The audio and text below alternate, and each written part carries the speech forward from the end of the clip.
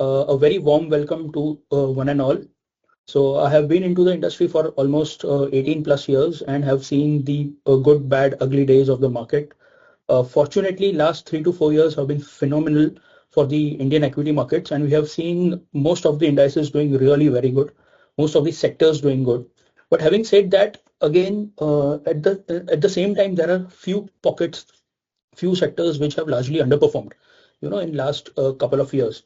And primarily, there is a fundamental reason as to why they have underperformed the broader index. So that's where building a portfolio becomes a very, very important thing in terms of your investment goals for achieving those investment goals and some target returns which you have set up in your mind. So today's presentation is primarily based on how we are going to build a portfolio and what are the things, what are the different aspects which are very important in building a portfolio. So without taking any much further time, I will get into the flow of the presentation. So as you all know, the topic for today is building a winning portfolio strategy. So it's basically how do we construct a good long-term equity portfolio. So basically, I would be talking about various things which go into building a portfolio. So first of all, I will be talking about the goal setting. What are the different types of asset allocations? What are the different avenues in terms of different asset classes which are available for investments? Then we will be talking categorically about the equity portfolios, the different types of equity portfolios, the classification of the portfolios. Obviously, we will throw some light on most of the important parameters when we are building long-term or maybe short-term, medium-term equity portfolios. So what are these important parameters? Why are they important and how they will help us in achieving our targets and our goals? Obviously, I will be, discussing a couple of case studies with you, which will give a very clear picture as to, how we have to build the portfolios and what will be the outcome at the end of the tenure. So we will, study those case studies and we'll see how the two different cases have given the returns over a period of time. And obviously, we'll review the portfolios, which is a periodic assessment which we have to do in terms of aligning our returns with the Nifty or maybe any other index. And then obviously, I'll take 35, 40, 45 minutes for this presentation and we'll throw this session open for Q&A. So in case you have any questions regarding this particular topic, I would be more than happy to, answer those questions. So let's get into the presentation. And first question which I would want you people to ask is whether equity investing is an art or a science. This is a very, very important question. Whenever we are dealing into equities or for that matter into any asset class that is typically an investment. So a lot of people say it is art and a lot of other people say it is science. So I really don't know whether it is art or science at this point in time. Probably you don't know whether it is an art or science at this point in time, but I assure you that at the end of this presentation, you will get a specific answer whether it is art or science. So let's go through this presentation, and I assure you that you will get the answer to this question. So first of all, as I mentioned, goal setting is very, very important. I mean, why do people want to invest? Okay, so there are different reasons they want to invest, not only equities, but there are various other asset classes which I will be talking about. But the whole purpose of investments from a medium to long-term perspective are many. So people want to buy a house. Let's say, for example, 3 years, 4 years down the line, I want to build a corpus, I want to create wealth, and eventually I want to build a house. I want to buy a house. I want to buy a car. Probably, I want to buy a Merc or probably I want to buy a Honda City or whatever it is. So that is one goal. Couples, they have, their goal and they want their children to go abroad for higher education, which again needs a lot of money. So again, child education is one of the goal. International trips. I mean, these days we have seen that tourism has flourished phenomenally, especially post-COVID. And even before COVID, people used to travel a lot. So international trips, again, they are not very cheap, so that is one of the important goals, especially for the millennial crowd, where they want to, travel twice or thrice a year. So again, your investments will give you that kind of support.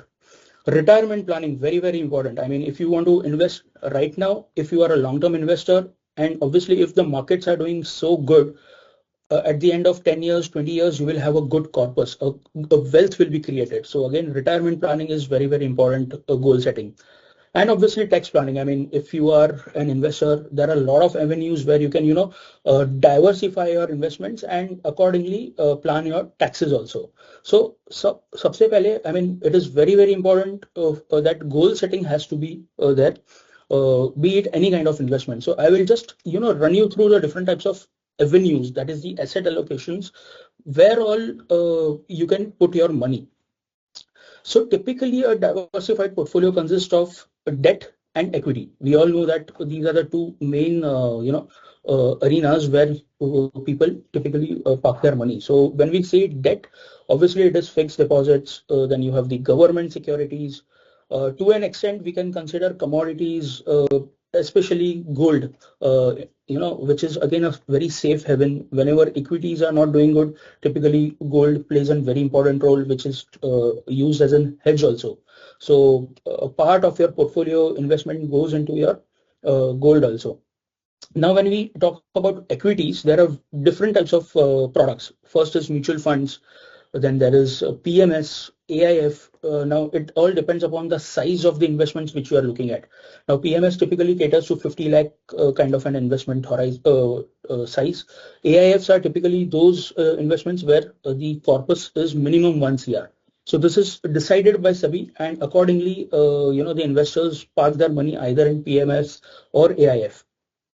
And then obviously there is the direct equity platform where you can, trade and invest from a long-term perspective as well. So this particular webinar will be categorically, we will be catering to direct equity because that's where our forte lies. Though we have a separate mutual funds and, PMS AIF teams, but at this point in time, we will purely concentrate on direct equity portfolios and how we build direct equity portfolios. So first of all, before getting into building the portfolios, there are very, very important factors, very, very important questions which we, should be asking ourselves when we are, putting our own hard-earned money into investments. There are a few questions like, what is the time frame that I want to invest in a particular asset? Okay. How much period of time I want to be invested in a particular asset class?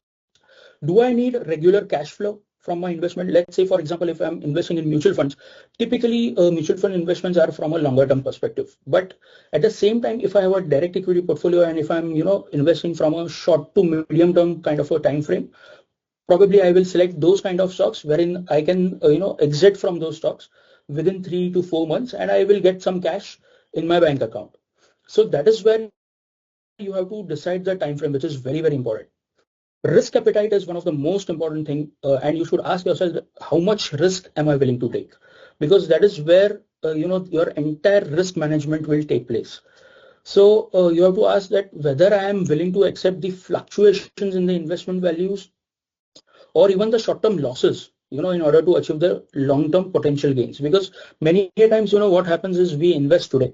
Then there are a lot of speculations in the market. Like for example, there are a lot of geopolitical, things which are happening. There are a lot of global parameters which are dependent on our investments. A lot of domestic things play a very important role.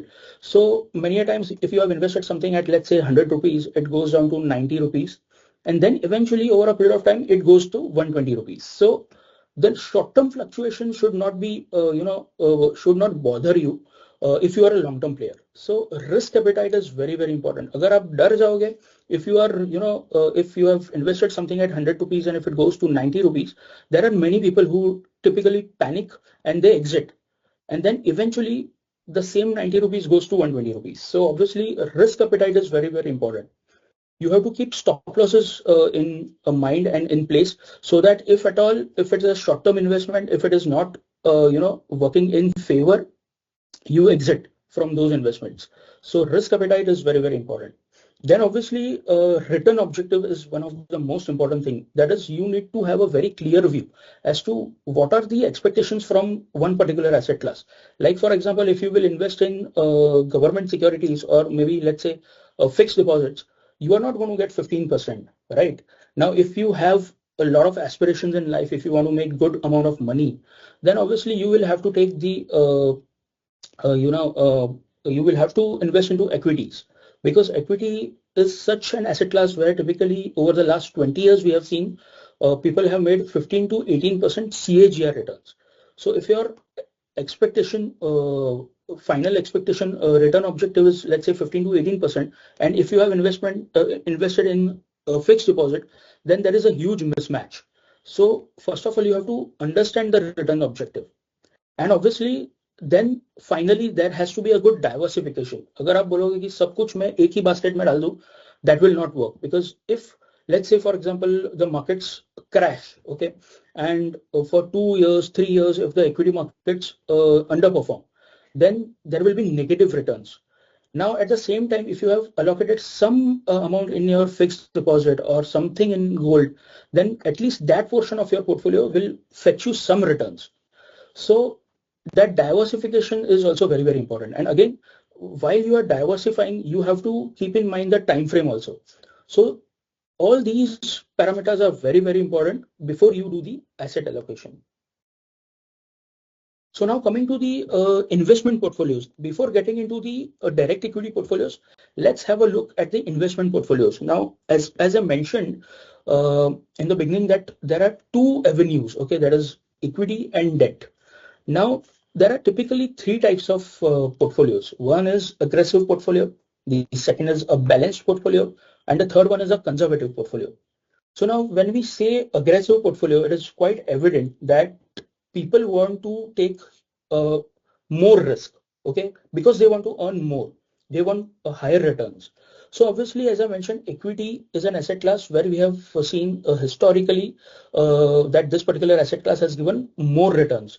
So you can allocate 80% into equity and 20% into debt. So this is an aggressive portfolio. Okay, now within equity, you can have mutual funds, you can have PMS, you can have direct equity, whatever it is. And within 20% debt, you can have government securities, FDs, you can have mutual funds also, which are debt-oriented mutual funds.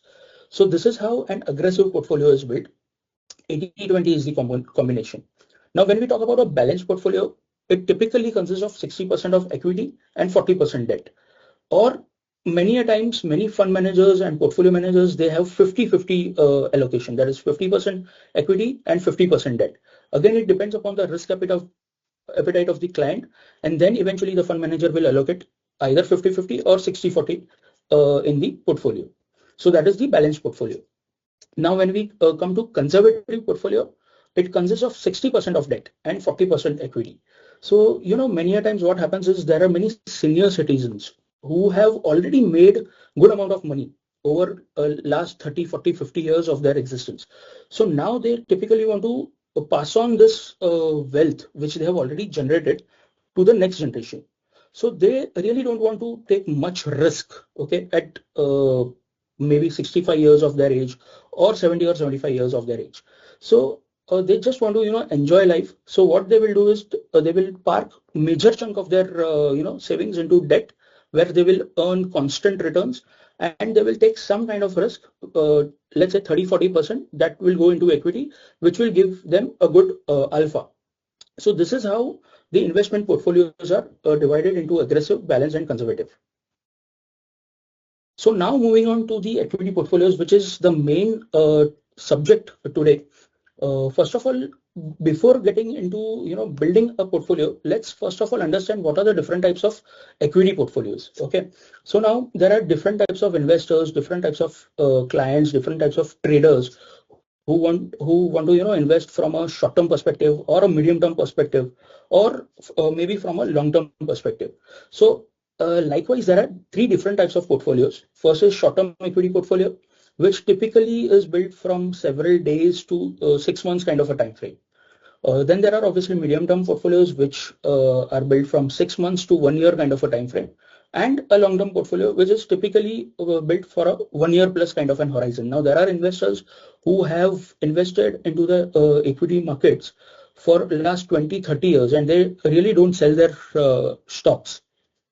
So in many cases, they have made good amount of money, but there have been accidents where the stocks have crashed 90 to 100% also, 90 to 95% also. So I'll mention that in the due course, that periodic evaluation of the portfolios is also very very important.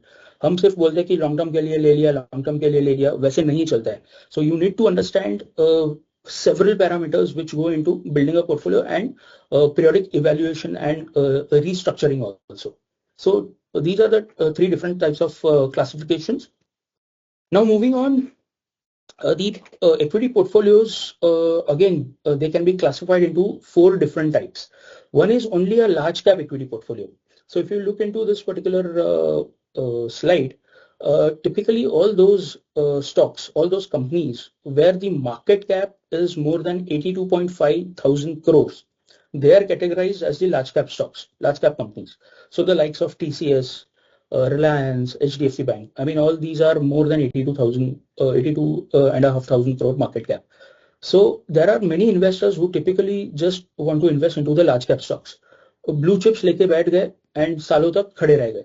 So they have literally generated wealth, in all these blue chips. Then there are clients who want to make a handsome amount of money, and they typically want to invest into the mid-sized companies. So now when we say mid-sized companies, the range is anywhere between 27.5 thousand crores to 82.5 thousand crores.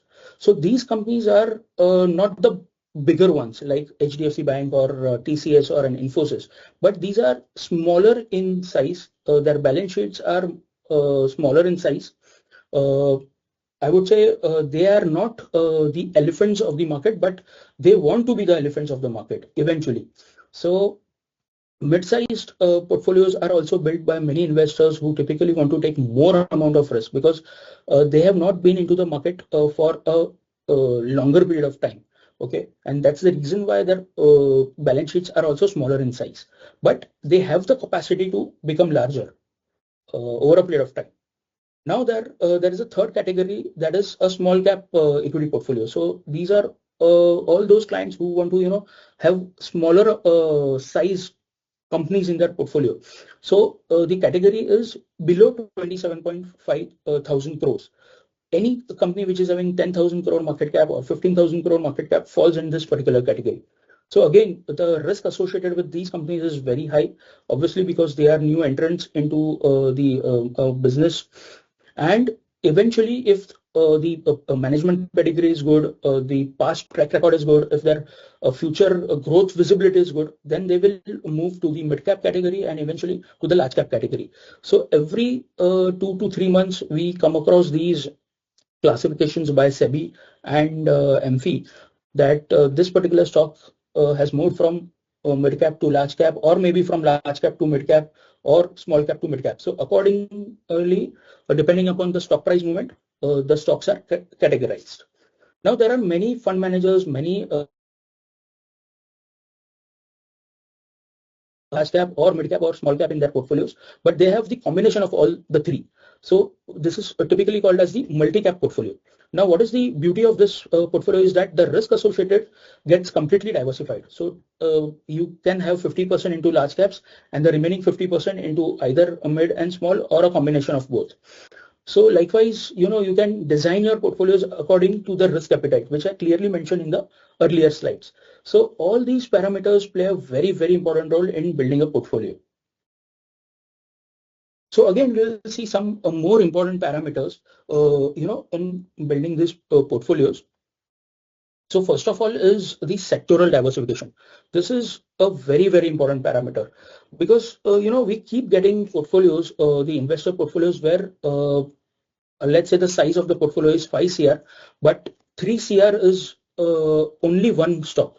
I mean, there is only one stock which is comprising of 3 crores, and the remaining 2 CR is spread across 100 stocks.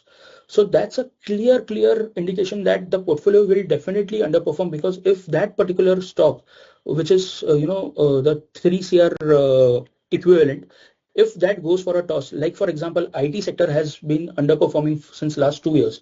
अगर किसी के पास Infosys पड़ा है last 2 years, say in the portfolio of 5 CR, 3 crore का Infosys पड़ा है, then it will definitely underperform, because there are so many other sectors which have done phenomenally well in last couple of years, like defense, PSU banks, PSU power stocks, and the likes. So it is very important to have a good sectoral diversification. Any one particular sector should not be more than 15% is what is the thumb rule. Obviously, I would not say it is a thumb rule for many fund managers, but typically, if you go by the books, then that is what is used by most of the fund managers. So as I was mentioning, sectoral diversification is very important to mitigate the risk. So, uh, depending upon the market situation, depending upon the flavor of the market, depending upon which sectors are in flavor, you can twist and turn, you can reduce or you can slightly increase the allocation across various sectors. So I will be talking about this in the subsequent slides. Also, one important thing is that over diversification, that can also again reduce your target portfolio returns. So, like say for example, if you have a portfolio worth 5 CR, and if there are let's say 50 or maybe 40 sectors, okay, if you have stocks across 40 sectors, then again it is over diversified.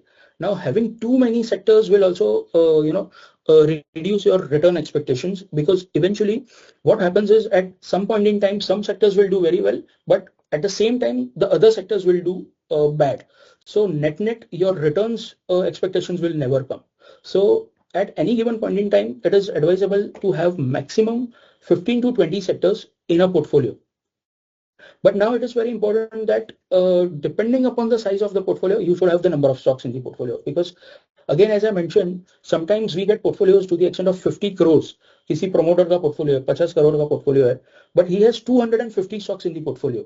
Now, it is very difficult to manage such kind of a portfolio where there are 250 stocks. वो client को खुद को ही पता नहीं होगा कि मेरे पास एक particular company के shares पड़े हैं और कितने number of shares पड़े हैं. So I mean, the whole point which I'm trying to make is you should have a good concentrated portfolio. So now when we say a concentrated portfolio, how many number of stocks should be there in the portfolio? So that depends on the size of the portfolio. So let's have a look.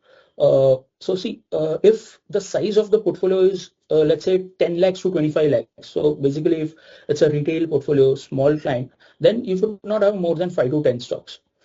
This is I'm talking from a longer term perspective if you are building a portfolio.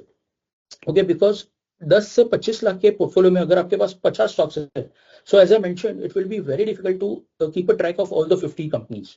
Okay, so that's how the number of stocks should be. So 25 lakhs to 1 CR, maximum 15 stocks is more than enough, so that you can keep a track of those 15 stocks. If one particular stock is not doing good, we will keep a track of the quarterly numbers. समझो 2 quarters से हम लोग track कर रहे हैं, numbers अच्छे नहीं आ रहे, you can exit that stock and you can move on to something else. But the concentration should not go beyond 15. If it is 1 CR to 3 CR, then maximum 25 number of stocks.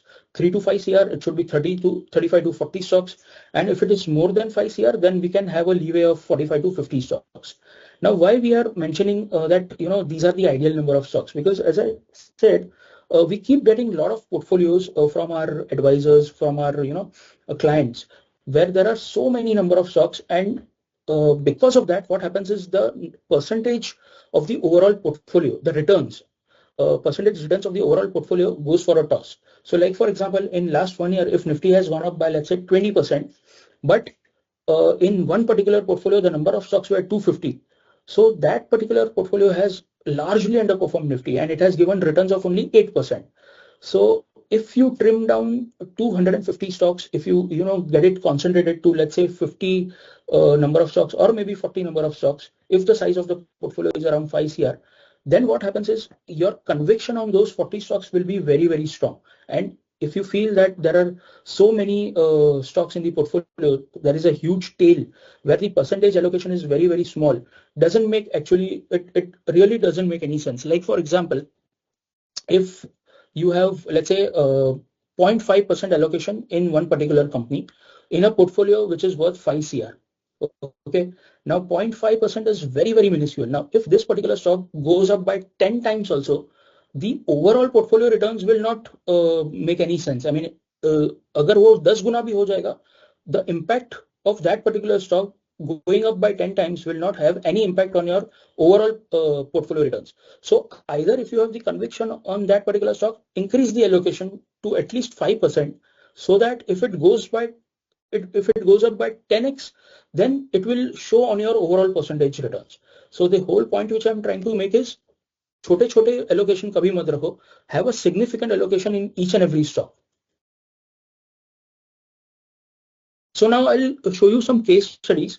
These are the live case studies which we had seen during the COVID time. Okay. Now I've taken these two portfolios. Now this is the first portfolio. So if you see, there are somewhere around 40 or 45 odd stocks in the portfolio, and the returns were down by almost 57%. Okay. So this is the first portfolio. Now this is the portfolio which we had taken during the COVID time. 5 से 6 महीने का एक time frame हम लोग ने लिया था, and we had taken this. So March 2020 में when the market had gone down by roughly 35 to 40%, in the same time frame, this particular portfolio had gone down by almost 57%. Okay, this is the first portfolio. Now this is the second portfolio where the number of stocks are lesser as compared to the previous one. यहाँ पे आप देखोगे तो 25 odd stocks हैं. The size of the portfolio is also there, and this portfolio had gone down by 8% in the same time frame. Okay, so एक portfolio 57% down गया and दूसरा portfolio only 8%. So let's have a look at the key takeaways. Now what happened with portfolio one? Portfolio one was a mid cap portfolio. अगर आप इसमें देखोगे जो भी stocks है सारे के सारे मिड कैप स्टॉक्स थे. ठीक है, सो प्रॉबेबली ऐसा हो सकता है कि ये एक अग्रेसिव क्लाइंट होगा और उसने एक मिड कैप पोर्टफोलियो बनाया होगा. So the number of stocks were around 38, which is on the higher side, and there was no proper sectoral allocation done. And individual stocks में भी उन्होंने ठीक से percentage allocation दिया नहीं था. So the result was very clear. It had gone for a toss when the markets had crashed during COVID. Markets were down 35-40%, portfolio was down 57%, and it largely underperformed the mid cap index. Now let's see the portfolio 2. Portfolio 2 was a multi-cap portfolio. Okay, now the number of stocks were less as compared to the portfolio 1. There were 26 number of stocks, and it was a more concentrated portfolio. अभी यहाँ पे क्या हुआ था कि the allocation across sectors was much better as compared to the portfolio 1, and individual stocks also allocation was much better as compared to portfolio 1. Also, because it was a multi-cap portfolio, there were large caps in this portfolio. And whenever the markets crash, we have seen historically that mid caps, they get hammered very badly as compared to the large caps. Because large caps, as I mentioned, they are evolved companies. They are bigger balance sheets, okay, as compared to the smaller balance sheets. So the risk reward is much in favor of the large caps. तो यहाँ पे वही हुआ कि the portfolio went down by 8% as compared to 57% in the case of first portfolio. So sectoral diversification played a very important role. The multi-cap portfolio था, so there was flavor of large caps, mid cap and small cap. So a lot of things we have to see when we are building a portfolio. So that is the reason why I have taken these two case studies, which were actually the live portfolios during the COVID times. So net, what is the crux of this overall presentation? So see, when we are building portfolios, there are two ways. Okay, investors have two options. अगर investor के पास खुद के पास time है, अगर उसके पास खुद के पास knowledge है, if he has good fundamental knowledge, if he can understand the financials of the company, if he knows the promoters, if he knows the management pedigree, if he has tracked that particular company in terms of the financials for last 3, 4, 5 quarters, or maybe last 3, 4, 5 years, and if he has good hang and good experience in the market, then probably he can foresee that this particular company will do good, and over next 2 to 3 years it will give good returns. So on his own he can build the portfolio. But I'm afraid that in India only 3 to 4% of the overall population are invested into direct equity, that is the stock market. So that kind of knowledge is really not available, in the audience. So at that point in time, experts like us at JM Financial can definitely help you in building your portfolios, because day in, day out, we breathe equity. Okay. Now, many investors, they have their own set of businesses, so they really don't have that much time to devote to equity. And equity is like an ocean. I mean, इतने सारे stocks हैं, इतने सारे IPOs आ रहे हैं.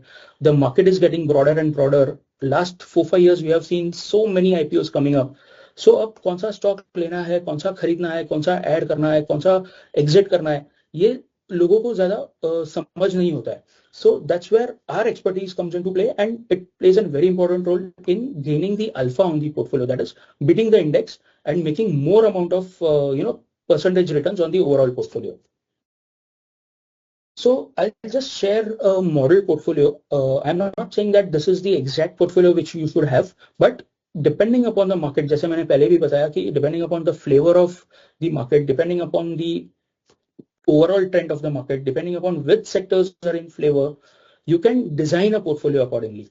So we at JM Financial, we typically take care of the our clients' money, our investors' money, and understanding the fundamentals, understanding the financials of the companies, be it a large cap company or a mid cap company or a small cap company. We do a lot of research, okay, behind building a portfolio. So a lot of time is devoted behind all these things. ऐसा नहीं है कि किसी ने मेरे को बोला अरे यार ये ले ले, ये आज चलने वाला है.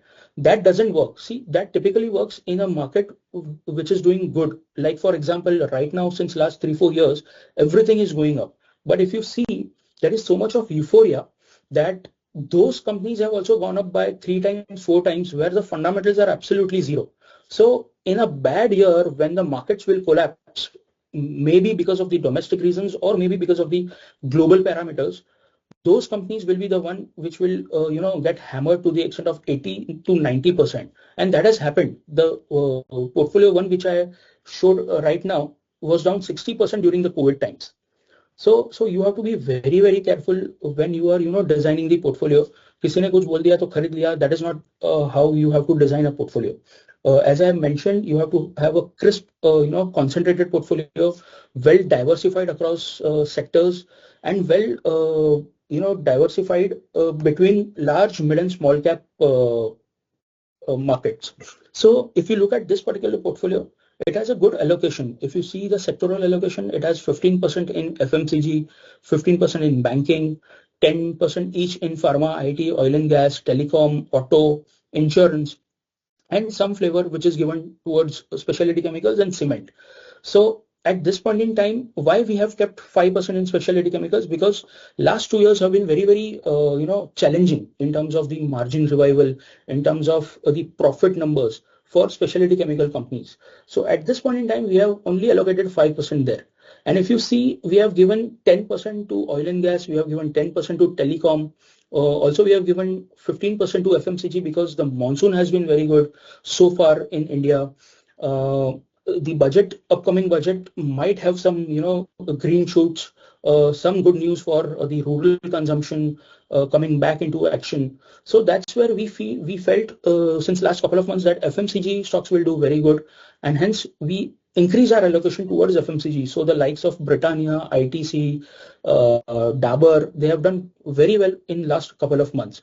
Most of the stocks are up anywhere in the range of 15 to 20%. So that's where we had increased our allocation categorically towards the FMCG space, and we had kept it to 5% only in specialty chemicals.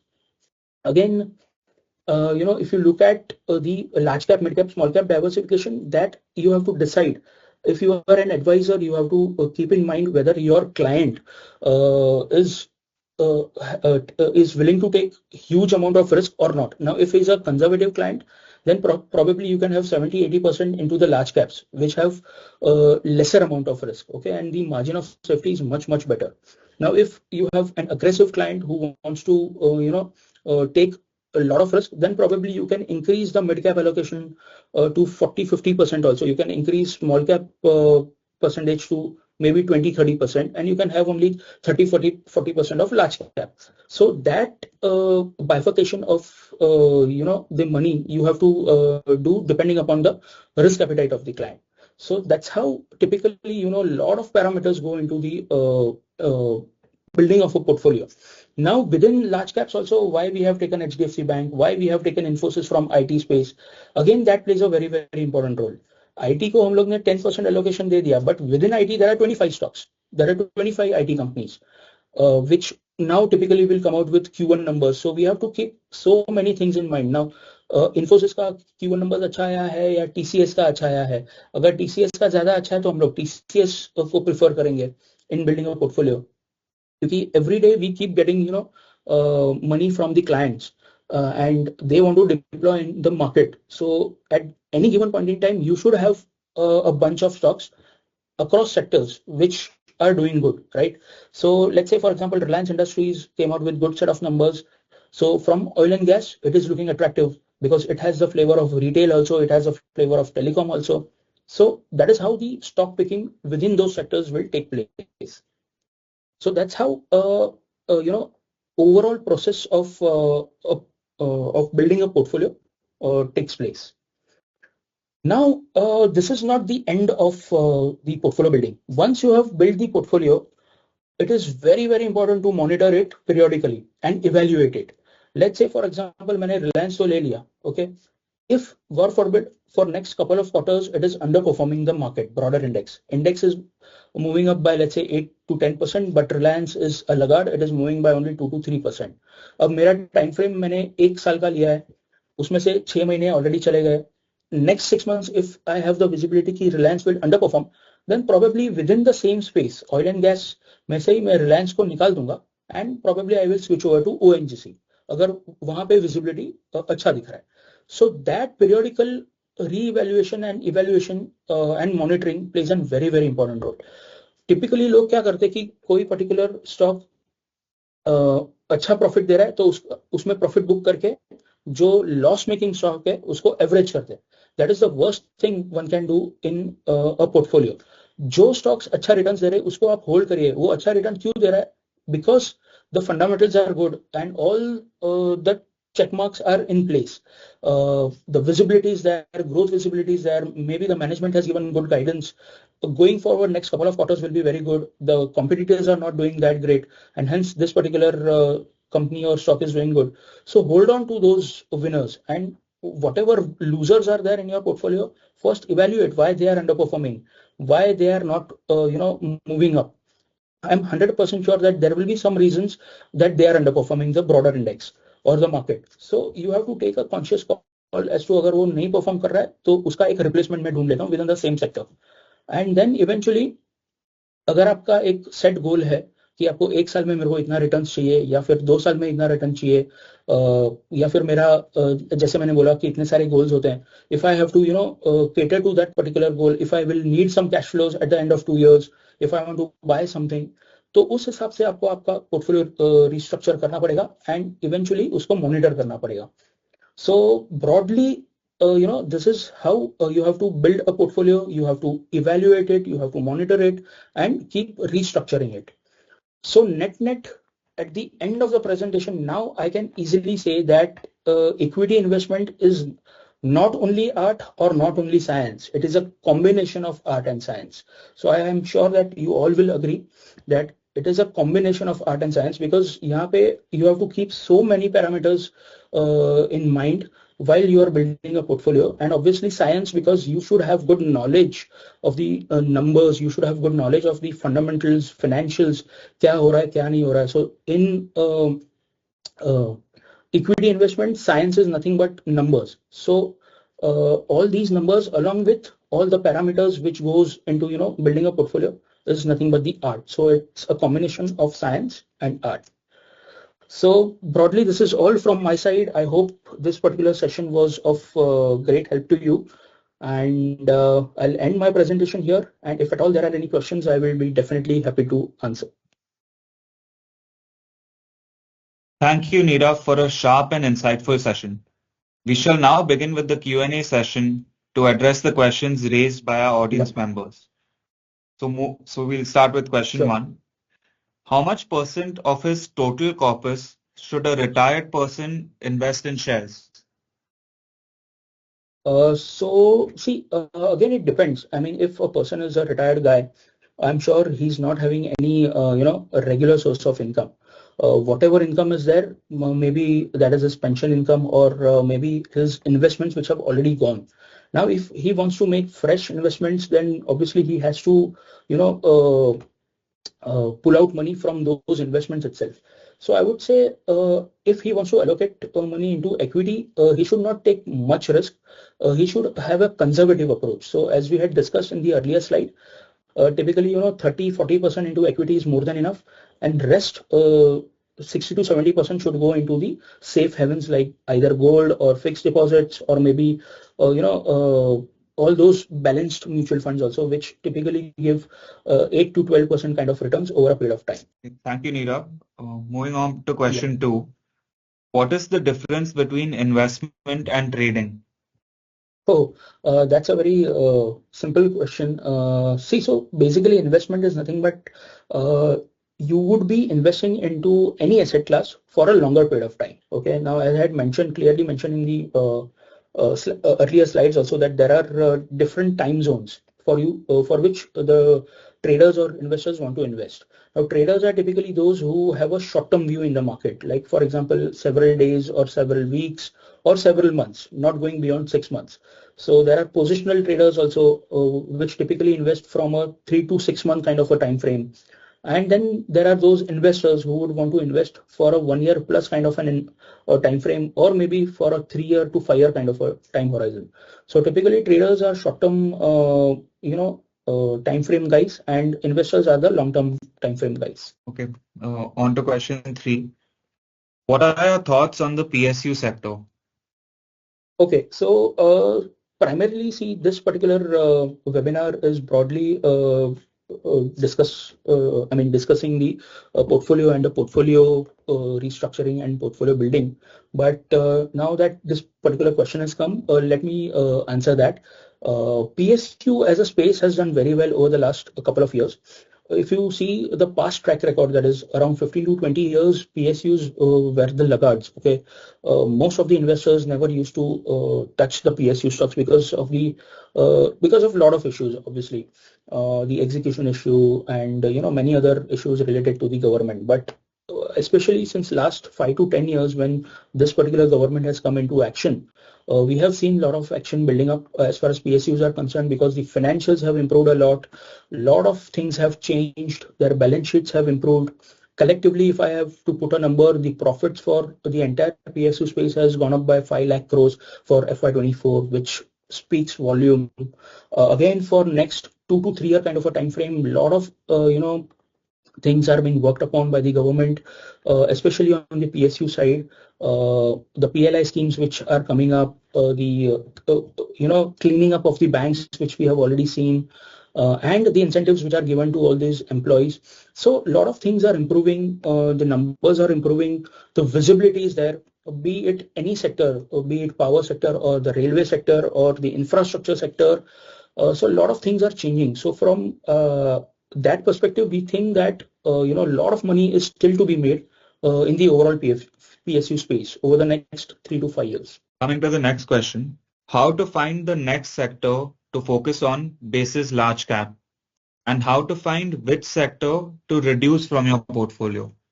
Yeah. So I mentioned in my presentation that we had given only 5% allocation to specialty chemicals, and we had increased our allocation towards FMCG.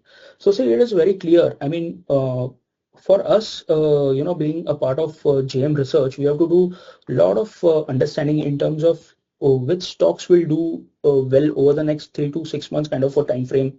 So for that, you have to have a lot of understanding. You have to read a lot of reports.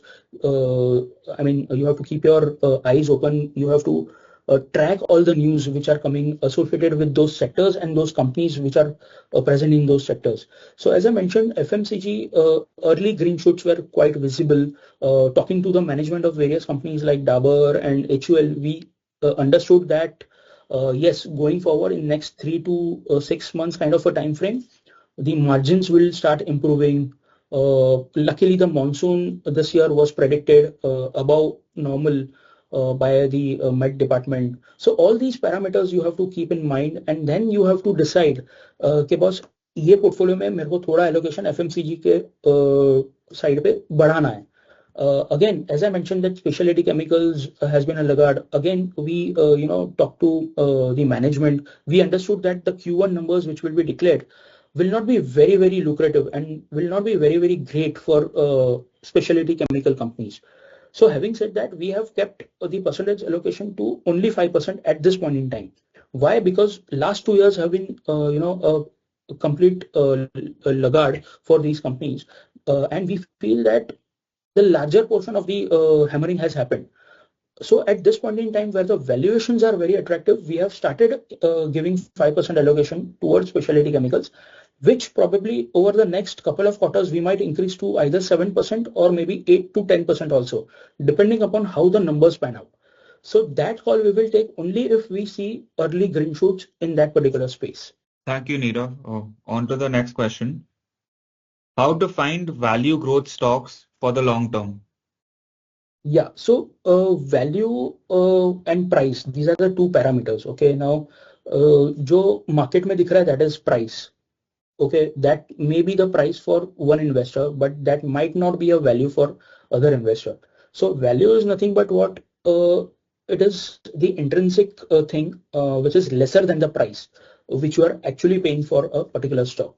So uh, let's say, for example, if the valuations of certain companies are very, very attractive, okay, and they are below their intrinsic value, okay, or maybe the book value, then we can say that these stocks are very, very attractive. They are actually the value stocks because they are available at very cheap valuations. Now, many a times what happens is the price of the stock is more than the book value. If the book value is, let's say, 25 or 30 rupees, but the stock is trading at, let's say, 100 rupees, 150 rupees. So it is much expensive than what actually its intrinsic value should be. So ideally, there is no value in that stock because it is trading expensive. So that is the difference between a value stock and an expensive stock. So again, there are a lot of ratios which we have to calculate, a lot of the forecast which we do in understanding the value of a stock.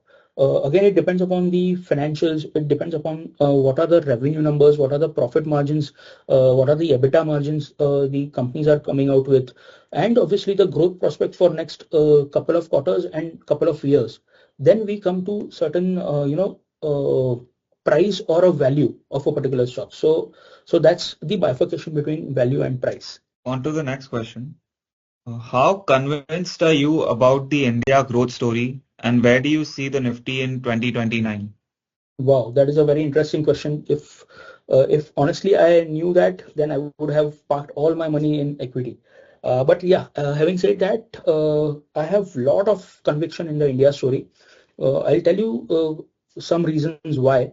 Because last 10 years we have seen a phenomenal work happening at the ground level by the government, which has clearly percolated into these stock prices, not only from one or two sectors but across sectors. I mean, be it railways, cement, real estate, your consumption, banking and financial for that matter, and various emerging sectors like EV, EMS, electronic manufacturing, defense for that matter.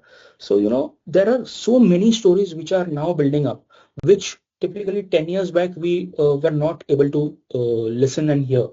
Again, the corporate numbers which are coming in, they are significantly higher what they used to come 10 years back. Now, a company like Reliance Industries has actually become an elephant. I mean, 10 years back, it was a 5 to 6 lakh crore market cap company. Today, it is a 21 lakh crore market company.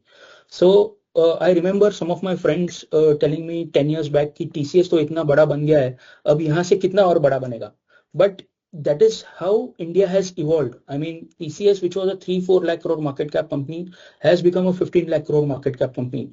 And you never know, it can become a 30 lakh crore market cap company also in the times to come, because technology is changing and the Indian companies are adapting to that technology, be it artificial intelligence, be it cloud computing, and the entire digital revolution which we have seen. So from that perspective, India story is absolutely attractive. You look at the numbers, I mean, you look at the retail participation. 3, 4, 5 years back, there were only 2 to 3 crore demat accounts in India, and today, as we are talking, there are more than 12 crore demat accounts. So already the number has gone multifold, and in the next 1 decade, I assure you that this number will be 3, 4x from here, from where we are. So India as a growth story is here to stay, and people will make a lot of money. So now talking about what would be the Nifty target in 2029, that's actually a little difficult question, but if I have to go as per the history, okay, last 20 years, Nifty has grown at 15% CAGR. Now, if I'm not becoming over optimistic and if I'm sticking to 15% kind of a return year on year for next 20 years, then you can do your maths and you can calculate. आज हम लोग almost 25,000 के index पे हैं, 15% every year on 25,000, and obviously so on and so forth, you will come to a phenomenal number. And I'm sure that we will see that particular number in the years to come. Coming to the last question, Yeah. what is the risk to reward percentage in short-term portfolio? So yes, that's a very interesting question, because you know what happens is the traders typically they get very excited because they want to make quick money over a short-term period. So they either get into the leverage kind of a trade, they borrow funds and they invest into the market, which is the most riskiest thing, and then they become very emotional if that particular trade goes against their expectation, and they don't keep a stop loss.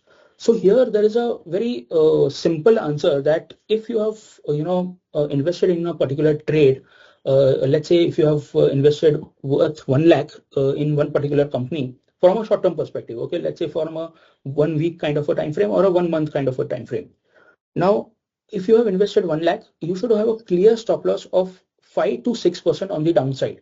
यानी अगर आपका 5-6 हज़ार का loss हो गया, तो आपको उसमें से निकल जाना चाहिए, because if you have taken this trade from a short term perspective, so you are looking at an upside of 8 to 10%, because equities में you make good amount of money over a longer period of time.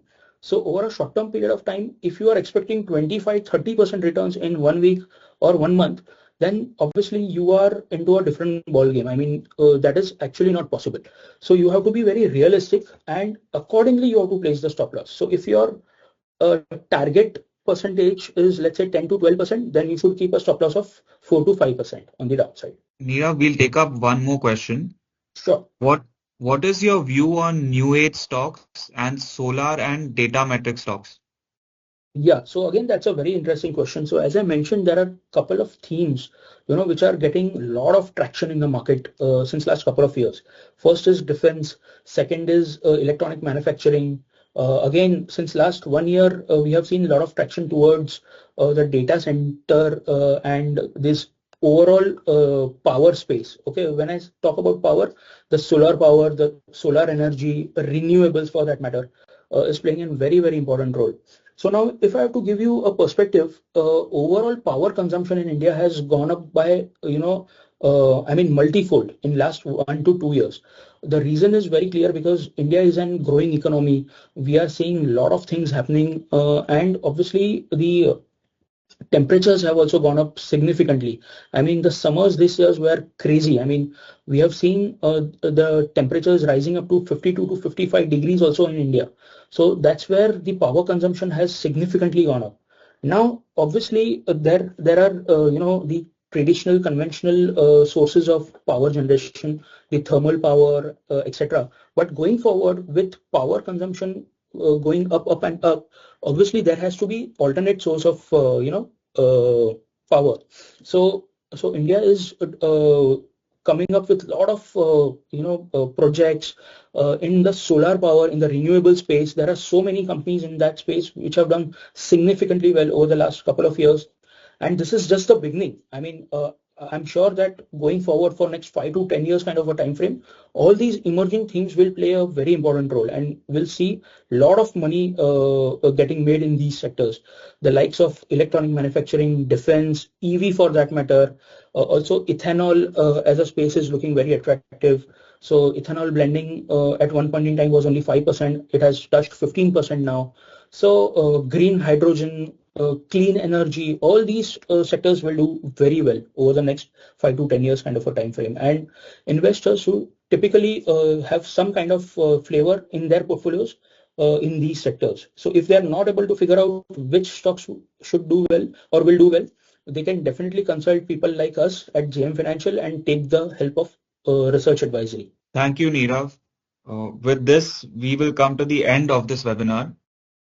Investment in securities market are subject to market risks. Read all the related documents carefully before investing.